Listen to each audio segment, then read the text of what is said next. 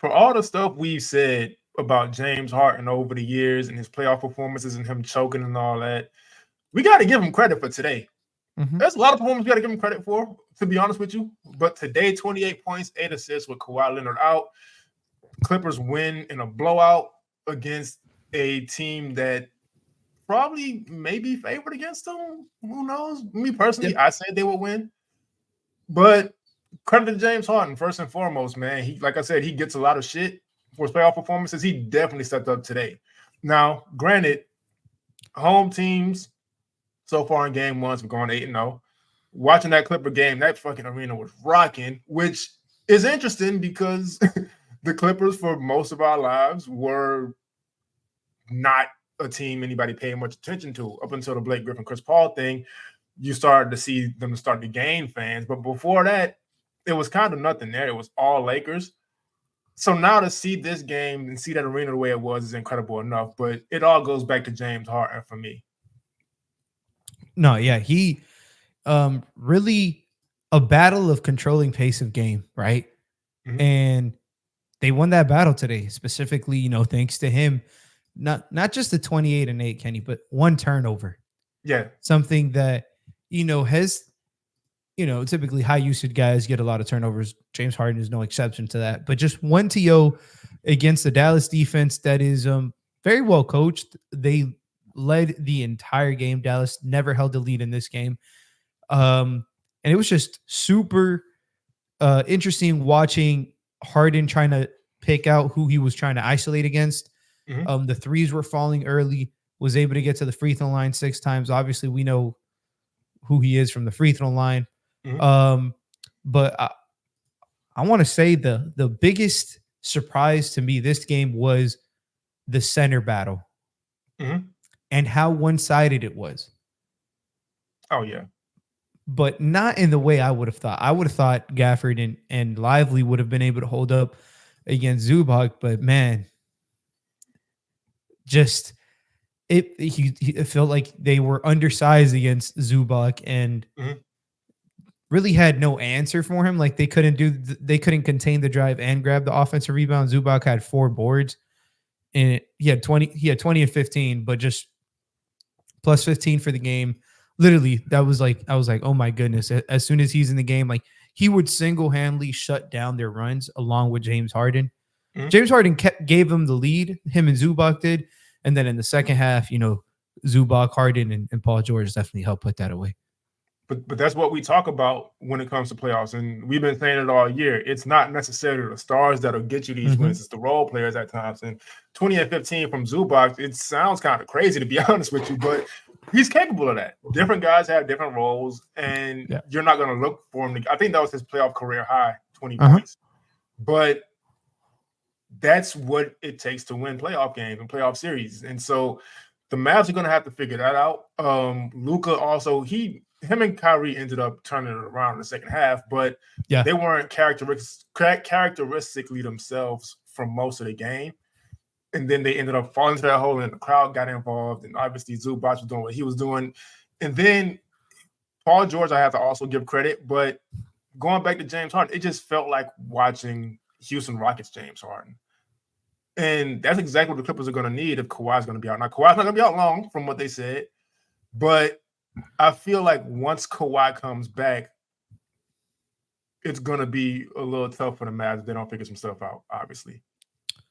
Yeah, and it's pretty interesting just watching from this perspective. Obviously, with no Kawhi, how the defense really matched up because that's one less guy you can throw at Luka. And they were containing him, like you said, for most of the first half. He got going in the third and the fourth quarter. So did Kyrie. But,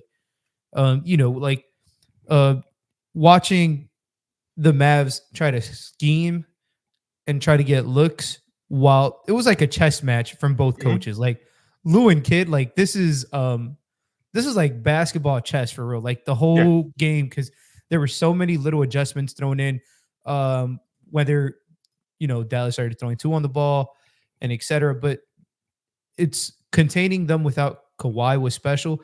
And on the offensive end, it felt like everybody kind of like these are players who are typically used to by these players. I mean, obviously James Harden and Paul George, they're Mhm. used to being one up on the pedestal. Yeah. So it's a benefit to have these kind of players in playoff games when somebody else is missing because we've seen Harden be the guy. Obviously, he's not there anymore, with Kawhi there, but step back up to it. Paul George step back up to it. Russell Westbrook off Oh the yeah. bench. Like guys who just went a tier up and above to, make their impact felt because they've been used to making their impact felt their whole career, especially in the Mhm. playoffs.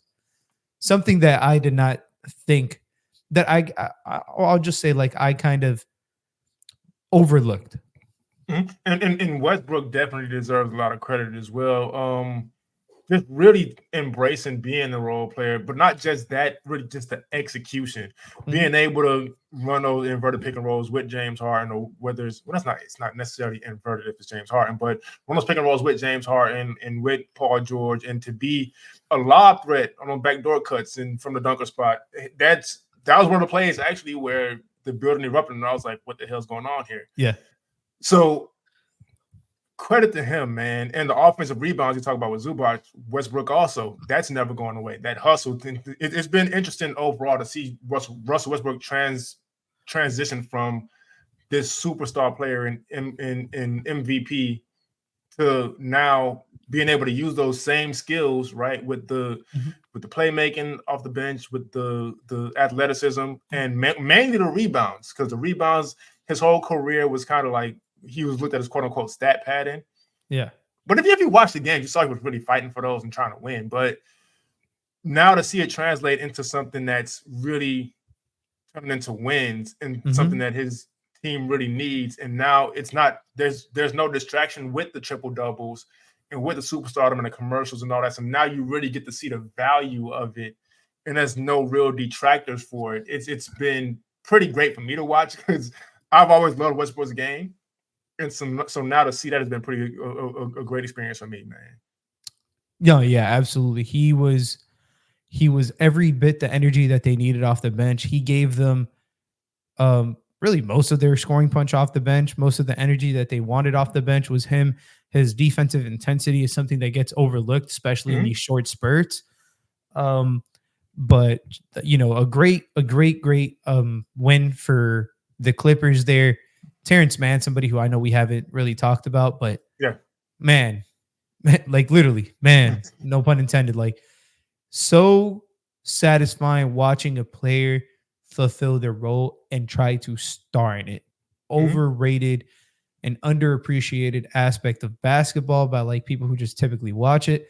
But I'll tell you what, I'll tell you, Ty Lue loves that man. Like he led the team in minutes with good Yeah. reason. His defensive intensity. He also grabbed 4 offensive rebounds. He was tipping Mhm. everything out. He was going for everything in the first half, and he was taking the assignments. Say what you want to say. Uh, Luca and Kyrie combined for 64 points. That's Luca and Kyrie.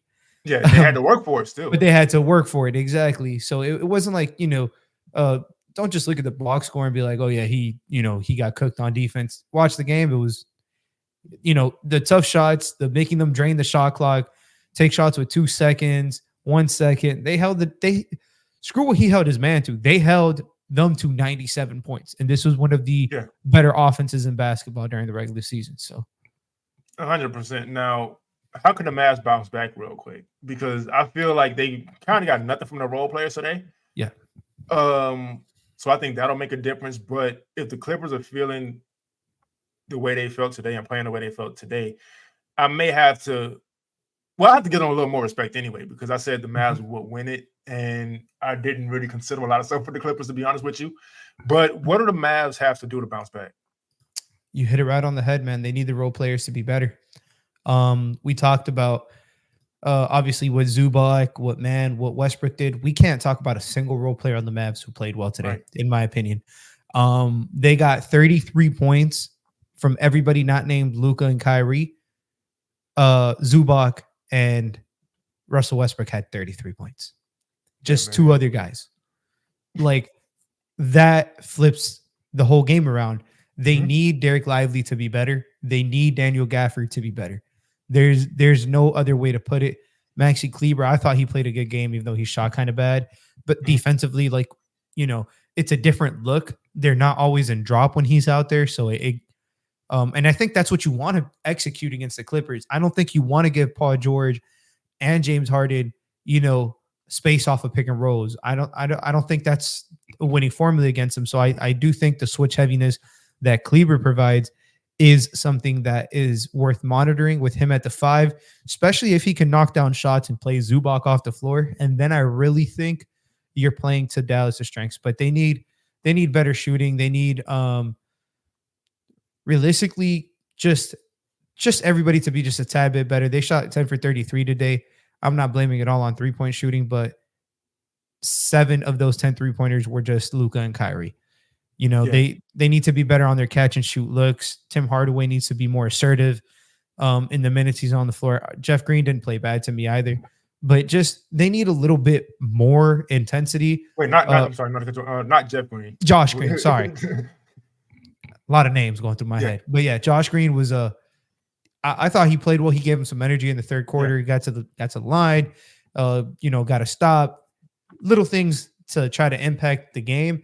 It's just they need to do it more as a team, and I'm curious to see how long they will stick with Derrick Jones Jr. in the starting lineup. Yeah, because he made a huge difference for him in the regular season, but he didn't tonight. But overall, they're going to have to figure something out because Clippers look real good, and Kawhi is coming back soon. So they're going to have to figure something out fast.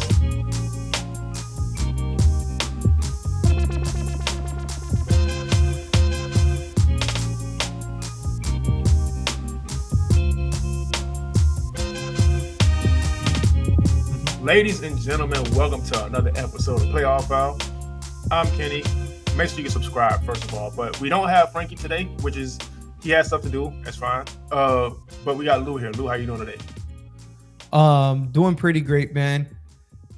Officially, the first 2 days of playoff basketball are here, and it's been interesting watching some of these series unfold and some of these games happen. Yeah, and so we're going to get right into it. You know what I mean? So we talk about, and people in general all talk about stars being born in the playoffs. Now, I'm not saying Anthony Edwards is a star being born because he is already a star, but he is one of the guys who's looked at to possibly be one of the faces of the league. Like we said before, there's not going to be a singular face. We'll talk about SGA later on also, but Anthony Edwards going up against the Phoenix Suns with their big 3 and Kevin Durant, who's actually his favorite player, 33 points, 9 rebounds, 6 assists. He's just that guy, man. It's just no real way to – we've mentioned on the show before, he has no weaknesses in his game, offensively, defensively, talking shit to Kevin Durant, who, like we mentioned, is his best player. And the Suns had no answer for him, which completely understandable. Nobody has an answer for him. But just forget about the game itself because the game was a blowout. There's not much to talk about there. Minnesota may have a pretty easy time, but that's kind of a hot take. Overall, with Anthony Edwards, man, like, how far away do you think he is from just being flat out just a superstar in the league? Because I don't think it's very far. I think it's a tough discussion to have because the word superstar, in my opinion, gets tossed around a little lightly. It does. I think there's very few true superstars. But our standard of superstar. Oh, yeah. My personal standard of a superstar, I think he's close to it too. Like, I hold it to a higher standard than just about everybody else. But my version of a superstar is a franchise-altering player who, no matter who is on the other side, who he's going up against, he gives you a fighting chance every single fucking game. And if that doesn't describe Anthony Edwards, I don't know what the fuck does. It's not just the scoring; it's his complete game improving. His intensity on defense. He's obviously a bigger dude. He moves really well defensively. His playmaking has taken so many strides considering when he came out of Georgia. Little things like that, but ultimately, what takes him over the top is his fucking ability to make shots. Yeah, and he could not be touched against the Suns. And I don't know who they're going to throw on him. Like, that's the other thing. They're done with. I think Grayson Allen's hurt also, if I'm not mistaken. Unfortunately. And so there's just nothing they can do with Anthony Edwards, man. And this series, I feel like it's going to be one of those that feels like a passing of the torch. Obviously, Kevin Durant's still incredible, so that's not to say he's going to like be washed up after this because he's not. But Anthony Edwards, if he continues on playing like this on this stage against Kevin Durant, Devin Booker, and Bradley Beal, I've never been as high on Bradley Beal as most people have. That's probably kind of a hot take, but I don't really care to get into that. It's kind of negative. But if this series goes on the way I think it's going to go on, I think that's going to be all it really takes to push Anthony Edwards over that hump into being a superstar. He already has, there's nothing else we can say about his game itself, but he already has a marketability also. He was in a movie already, a big movie. He had a good performance in that. I just don't think there's much left aside from, well, in my opinion, he has all the superstar stuff. I think now it's just a matter of showing the world because for whatever reason, Minnesota still doesn't get much attention, even though they're one of the best teams in the league right now. But him showing the rest of the world in these playoffs, I think they may get the Suns out of here in like 5, and then he has another series after that. And whenever he gets eliminated, it's gonna be metaphorically, in a sense, standing ovation. I'll go that far to say that. To where, like, no matter what, he's here now.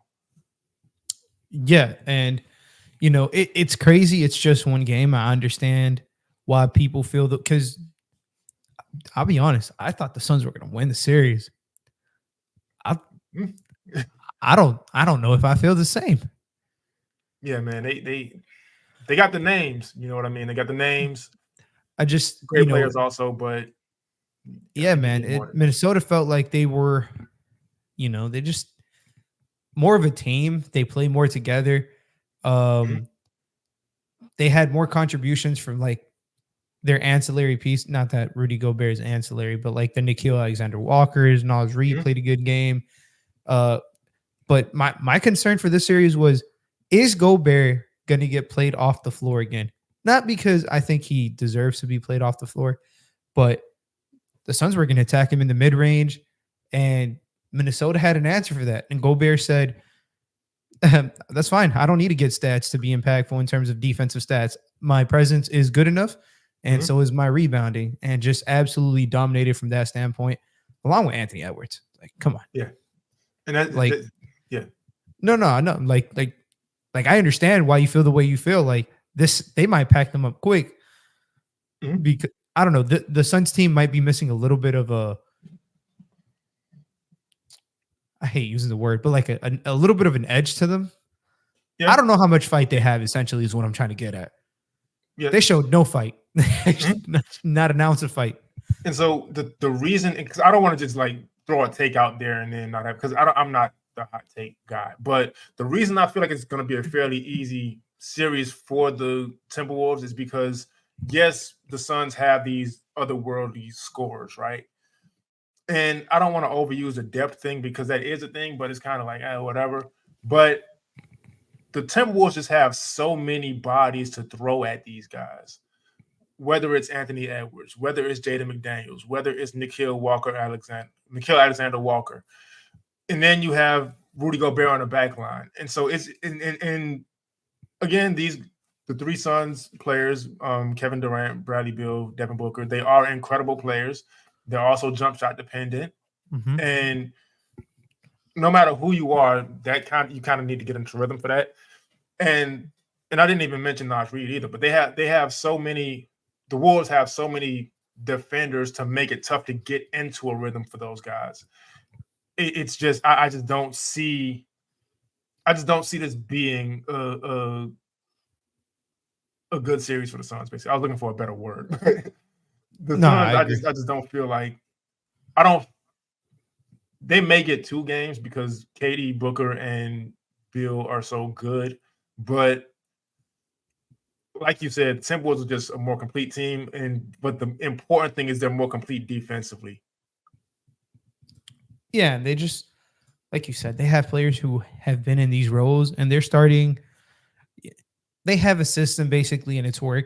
Credit to Chris Finch for the way he prepared, in particular for Game 1.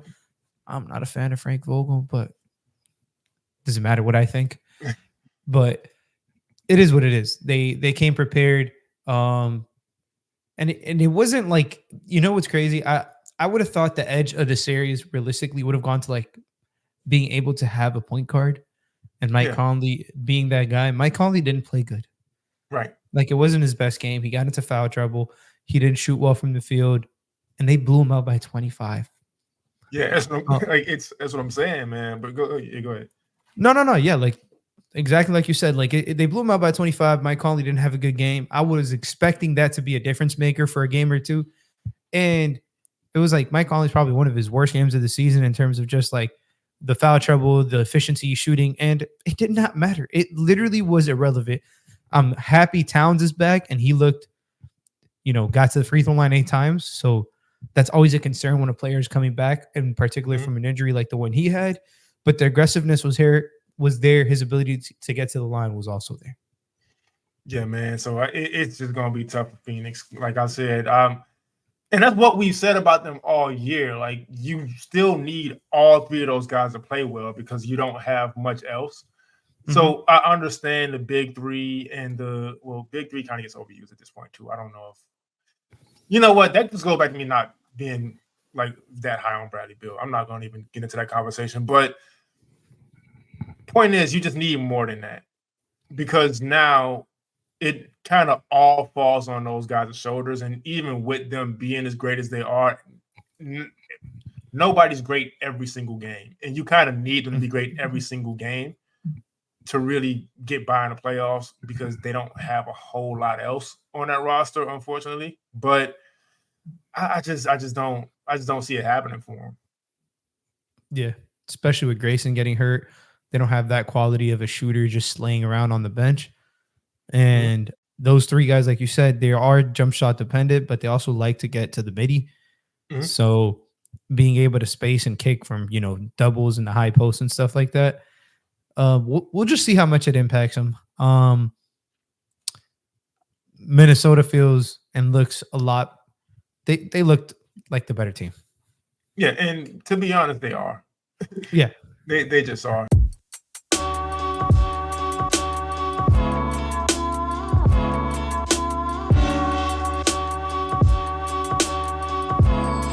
The Denver Nuggets. Speaking of better teams, man, like better the best.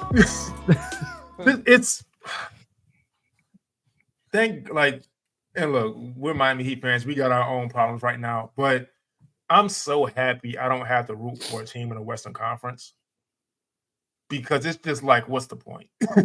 The Lakers looked like they had some life, man, and then the Nuggets things just start clicking. Watching the Denver Nuggets is like watching a Mayweather fight sometimes. And I think you know exactly what I mean by that. To where there's a feeling out process, and then it's like, all right, you know what? I know what's going on. Let me just get y'all out of here real quick. And I understand Nikola Jokic is the best player in the NBA, so it's easy to give him all the credit, but it's not just him, man. It's Mike Malone. I don't know if he has a coach of the year yet. I don't really pay attention to awards like that. We'll get into that some other episode, but I don't know if I've ever seen a sharper offense. I don't know what the numbers are, offensive rating and points, but I don't get into watching the game. I don't know if I've ever seen games because just watching the past couple of years. I don't know if I've ever seen a sharper, more efficient offense. I think the answer is the closest offense I remember being like this is Golden State, 73-9 with, obviously everybody. I think I agree with you. And because even and not to cut you off, because even with Golden State, and not to take anything away from them, obviously, because those were incredible teams, sensational teams. They had the 2 best shooters of all time. I'll give Klay number 2. Like people can forget about Klay all they want. Now we saw those games. We was watching. They have the 2 best shooters of all time. A lot of it was in transition. So that's not to take away from Golden State, obviously. But the Nuggets are doing a lot of this in the half court, man. And they don't shoot a ton of threes either. But they don't miss the ones they take. Exactly. So it's like, not the, and again, I don't think I'm not making the comparison of which team is better or none of that because I don't think those conversations have much of a point. But this you were talking anyway, but this Nuggets offense is incredible. Just watch, man. And I'm gonna give the Lakers credit because they came out ready to fucking play. They brought it to Denver, and Denver just they go at their own pace. They were down 12 or 11 at one point. I can't remember. But like Denver just plays at their own pace. They're never rushed. You can't rush. First of all, you can't rush Jokic. I think Anthony Davis played a phenomenal defensive game. He did. And it did not matter. He had like 30. Yeah, he had like 32 and he had 32 on 15 for like something shooting. Like he shot great. No turnovers. The Nuggets as a team had like 4 turnovers. Like talk about a well-ran machine. Like the engine, they have their depth isn't great, but we're coming to find out if your starters can stay healthy, man, like that's the best starting five. That's the most chemistry I've seen from a starting five in a long, long time. It sometimes it feels like mid 2000 Spurs in that sense. Yep. With the movement itself, but it's different because it's all coming from your center, first of all, and there's not much else we can say about Jokic that we haven't already throughout the year. But you got MPJ, one of the best shooters in the league. He doesn't get the credit for it, but one of the best shooters in the league. Usually on the opposite side, you got KCP, like the ideal role player in the NBA. He was about 3-and-D, like he's just the perfect role player.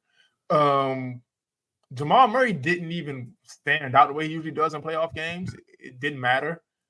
Yeah. It's just this Nuggets team is just so unstoppable, man. I just don't see anybody getting in their way once again. Yeah, and obviously mentioning all those people and Aaron Gordon, literally, the best trade, one of the most underrated trades, in recent history, 100%. Because nobody talked about that trade when it happened. Like, let's be realistic, because he hadn't won anything, and people like to get labeled as losers when it's a team sport. Yeah. And Aaron Gordon is a prime example of that. Like the definition of he plays basketball the right way on both ends, whether you like it or not. Yeah, he's not the most skilled outside shooter. It doesn't matter. He's a bully. He's a bully, and he's a bully, and he's a bully. Like it doesn't matter. Like that's his game to see defensively. A heck of a job on LeBron James. And LeBron played himself a great first half, slowed down towards the end. A lot of it had to do with the physicality, somebody able to match that speed, just like the Nuggets had 4 turnovers, Kenny. One of them came from their starters. It's ridiculous. But like to the Aaron Gordon point, that's what we always talk about as far as a player being in the right situation. In Orlando, not because Orlando, if you don't know, 3 hours away from Miami. So for whatever reason, a lot of the Heat games I would go to just coincidentally were against the Orlando Magic. And Aaron Gordon was in a completely different role down there. He did some handling, which it was fine, but it didn't really suit him. But now he's completely off the ball because you should be when you play with Nikola Jokic. And now you give Jokic this lob threat. And now Aaron Gordon's not just this guy who's in the dunk contest all the time. His jumping ability can actually be used for something valuable. And then also he becomes this defender he never was. He so flashes that he possibly could be in Orlando sometimes. But it's difficult to be a great defender when you play for a team that's not playing for anything. Like I've said before, being a great defender is a thankless job. And if it's not leading to winning, it's very easy to kind of lose motivation for it. And so now he's out in Denver really just, and they have good defenders, but they're still not the strongest defensive team like in the league or anything. But him being the defensive anchor on that team in a sense, alongside KCP, I'm gonna give KCP some credit also, but that's the difference. He's a prime example. And like you mentioned, nobody was talking about that trade at the time because one, the Orlando Magic weren't winning, and two, he wasn't this player. So again, credit to him for adjusting this game, getting off the ball, making the sacrifices that needed to be made to play for a winning team and not just get all the individual accolades and letting the accolades for what he does within the team come. Yeah, and credit to Denver for scouting that out, finding a perfect fit, moving in on it, and credit to Mike Malone for making it work, man. Him and Jokic have done a great job.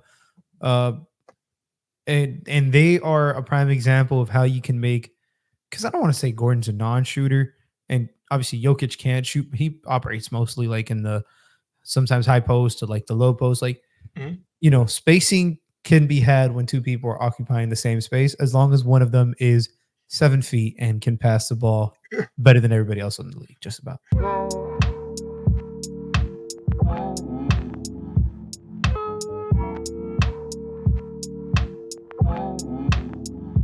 The game that just went on, OKC versus Pelicans.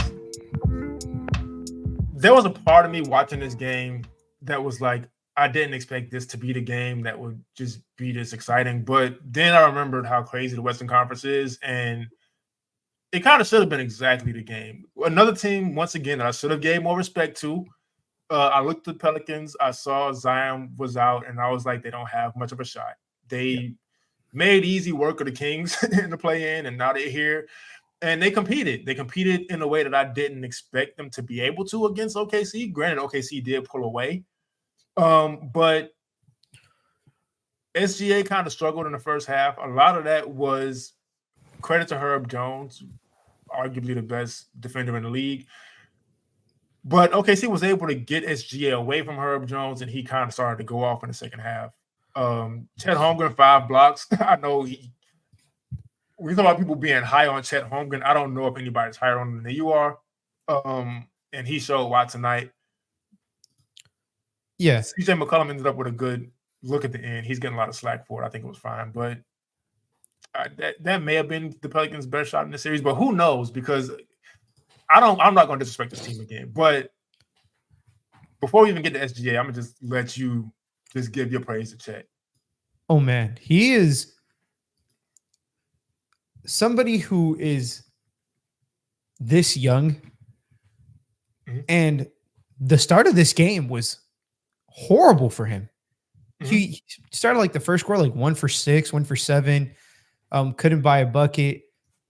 Defensively, like wasn't, he was struggling with Valanciunas. And then like his competitive edge, and this is something that stood out watching him even in college, his want to win.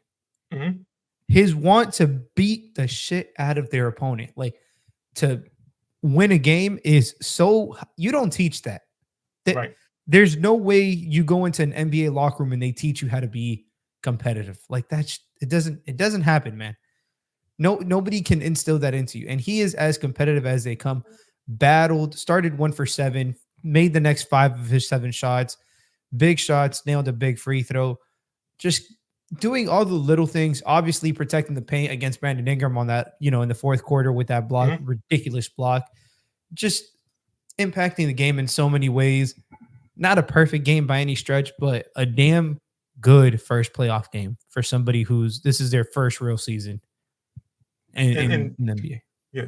And this, number one, is pretty interesting to me. I just kind of have to say, OKC is the youngest 1 seed of all time.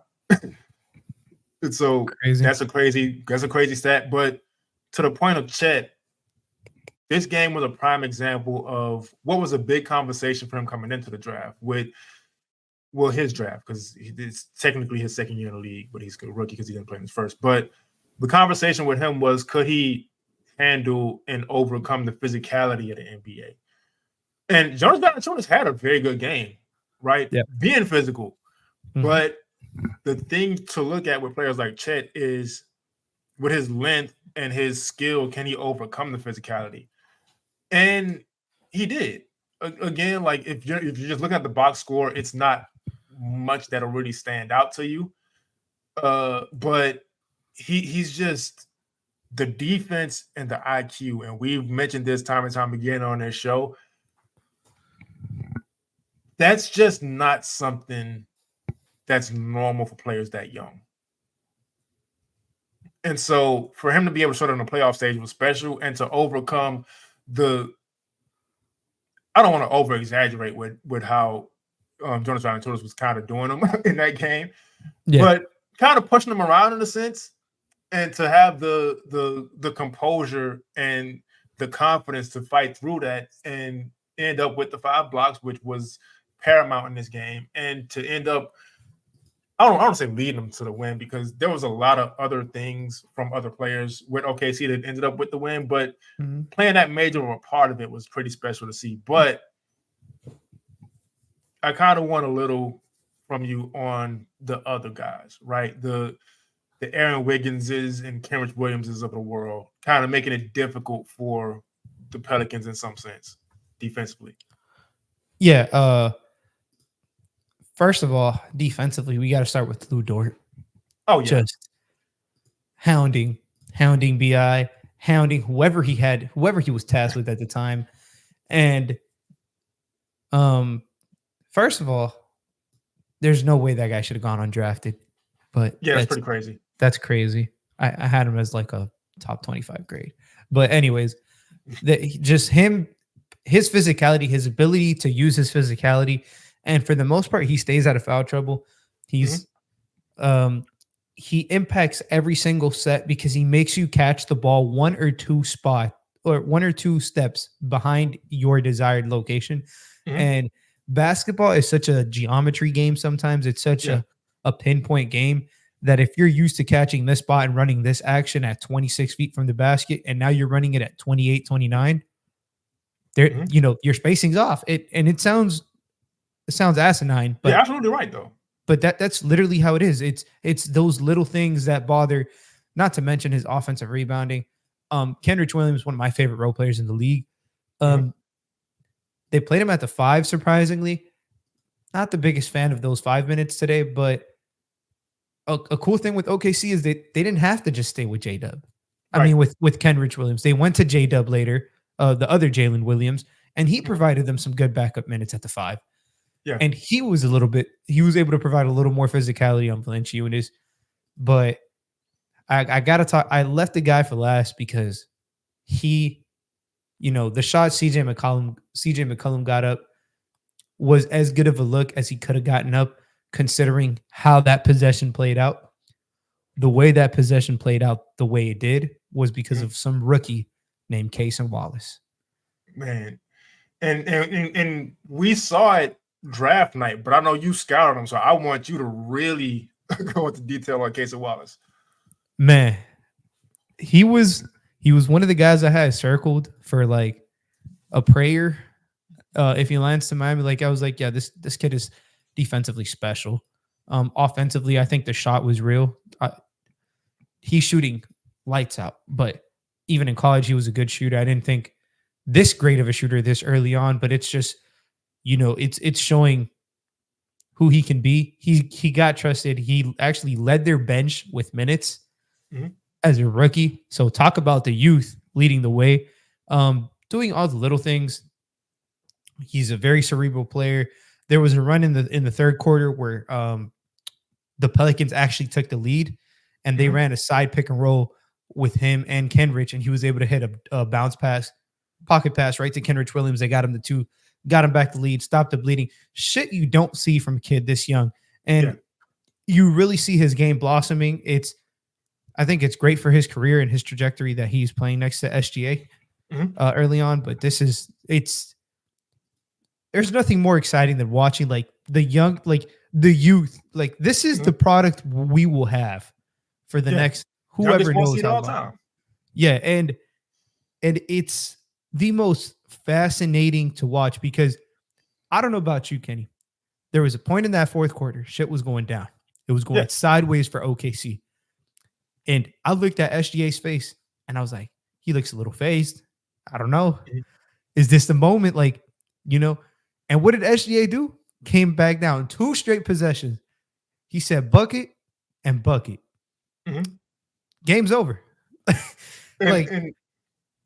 But that's the thing, and I want. It's funny, like sometimes, like we'll end up right where we're gonna end up anyway. Like I'll have a topic in mind, and then you'll kind of say it first. And it's like it's kind of crazy because we didn't work together a whole lot before we started this show. But SGA, I was specifically gonna talk about his composure, right? Because Herb Jones was giving him some real issues in this game. Yes. Some real issues for the most part. And then fourth quarter came and Shai was just like, you know what? Nah, I'm MVP candidate for a reason. And there was just nothing OKC could do from there. I don't know why Willie Green didn't make more of a concerted effort to keep Herb Jones on him no matter what. If I'm Willie Green, I'm attaching them at the hip. If SGA goes out the game, that's when Herb Jones gets a chance to sit. But man, just and credit to Shai once again, because early on in his career, I think we all knew he'd be a good player, but nobody expected. He's my pick for MVP this year.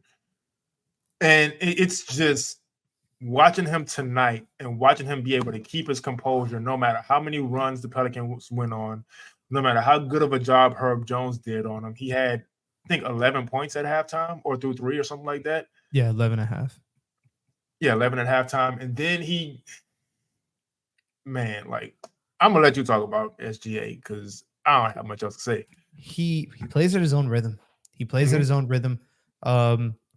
He's such an expert at taking advantage of mismatches. And what most people deem a mismatch, or what most people deem isn't a mismatch, to him it is. Just because his stop-start ability, his ability to rise up when you're just a tad off balance and get those shots over you. Alvarado played some great defense on one of those shots. Yeah. And he literally said, you're just too small. 6'1", 6 feet is not going to contest when I get up. He rose up, and then in the third quarter in particular, Najee Marshall, somebody who has like 20, 30 pounds on Shai, 3 inches of height, he posted him up, and he looked like he was locked up, had nowhere to go, but he uses his body so well. He uses the secondary bump so well. Such little intricacies to his game that make him go from a great scorer to an elite scorer.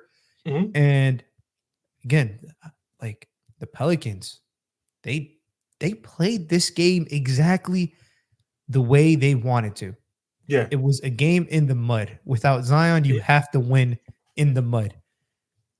And, it was like Shai did not let their team down. Like Shai did not let his team down. J-Dub too. His jump shooting is something to behold, just how damn good he is at that. His ability to get comfortable, crazy. He's a second-year guy too. Man. But like the biggest thing with OKC was they're young. They're young. We don't know because they're young. They're not proven. And the thing I always kept coming back to was SGA has a playoff game. Yeah. He's got composure. Even today when I doubted his composure because he looked rattled. He had like 2-3 turnovers in a row, bad pass to Chet, bad pass in the corner, missed 2 jumpers, break the 3, like call it how it is. It didn't even hit rim first, it hit backboard first. I was like, ooh, is this where BI and CJ McCollum can take advantage? Experience. SGA said, hold my beer. No, realistically, like the youth, SGA brought him. Then J-Dub got a bucket. Shet with the stop. Kaysen with the stop. Like, these are all guys I named, and the oldest guy is SGA. He's 25 years old. Like, yeah. But it's the competitive edge. The OKC drafted players to fit their MO, and their MO is we don't give a fuck what you think about us. We're gonna come out here and we're gonna win. And even if we lose, we're still gonna win because we're gonna play like even when we're winning, we're gonna play like we're losing. And when we're losing, we're gonna play like we're losing by 30 instead of 2. And they play with this hunger. The team's so hungry, and it's like I said, man, it's hard to teach. Fucking huge credit to their coach. Huge credit. And a thing I also don't want to leave out is in the playoffs, the way you play the end of a game bleeds into the next game. And it feels like SGA kind of, obviously he was just going for the win, but feels like he kind of knew that in a sense.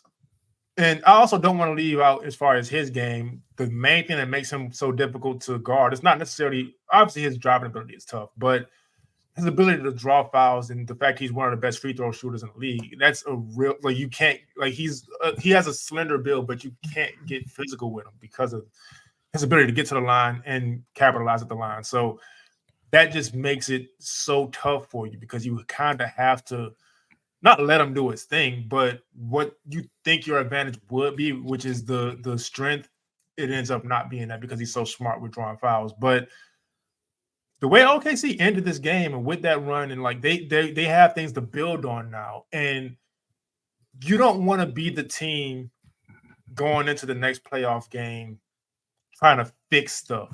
You kind of want to figure it out at the end of a game, and OKC was able to be that team that figured stuff out at the end of the game. And so the Pelicans are going to have to recover. And again, I don't want to disrespect them by counting them out here, right? But I just think OKC is – look, they outmatch a lot of teams. They got a lot of defenders, a lot of youth, like you said. They got MVP candidate. Chet's incredible. But it's going to be tough for the Pelicans, man. It's going to be tough. What do you think they have to do? Because in my opinion, I think they played a damn near perfect game. Like they grabbed 18 offensive rebounds. That's the thing. Like I don't know how they can improve on that. They played a great game and they may have actually overplayed. I don't want to say overachieved. I don't really like that term in basketball because you can will yourself to wins in some sense, but I think they did everything they possibly could to will a win, and it just ended up not mattering because OKC is the much better team. Yeah. And so depending on how long Zion's out, which it's a hamstring injury, so it's complicated. Those are tough. Those are tough to gauge when he'll be back, and if he's back, how he'll play. And with it being a leg injury, him being a history, if he does play, because first of all, cleared to play doesn't mean healthy. So a lot of times players is just out there still injured but going through stuff. And is he going to have that Zion aggression if he comes back early to try to will them to some kind of win? And so I think a lot of this Pelicans game was behind the motivation of, all right, we don't have Zion. People are counting us out. Let's get this done. And it ended up not mattering. So it's like, I don't know how much of a chance they have, unfortunately. No, yeah. It was definitely this game that I like you said, I think it did get played exactly to how they wanted to. You know, some of the shot making, shit happens, honestly. But Valanciunas gave them a fucking incredible game. So did Larry Nance Jr. Trey Murphy, man. Yeah, I love that guy's game. Somebody's gonna pay him. Yeah. And he's making himself some money. That's all I'll say. Somebody that damn big, that damn athletic, that damn springy with the touch that he has. Because there's difference between being a good 3-point shooter, being a great 3-point shooter, being an elite 3-point shooter. Mm-hmm. And elite is a hard category to attain. But for somebody that young, his floor spacing is elite. Yeah. Just his ability and his comfort to shoot them from 30 feet out off the catch does so much for this offense. Yeah. And you can, if Zion comes back, I don't want to live in that hypothetical. I'd like for him to come back, but, hypotheticals are tough. There's no way you sit him. There's no way he gets benched. And that's a tough decision that they're going to have to make because Brandon Ingram, again, struggled. What is this? 2 times in the past 3 games where he just has not looked like himself, Kenny. So I don't know. Yeah. I don't know where they go from there. Yeah, and OKC, again, they got so many defenders all up and through the roster. It's just like, even if it's going to be tough for Brandon Ingram to get going. If he gets going, I don't know if CJ's going to be able to get going. CJ tonight was 9 for 22. It's tough, man. OKC is a tough fucking team. To be the youngest one seed of all time and to come out in the playoffs just looking completely unrattled and unbothered. It's a tough team, man. It's a tough fucking team.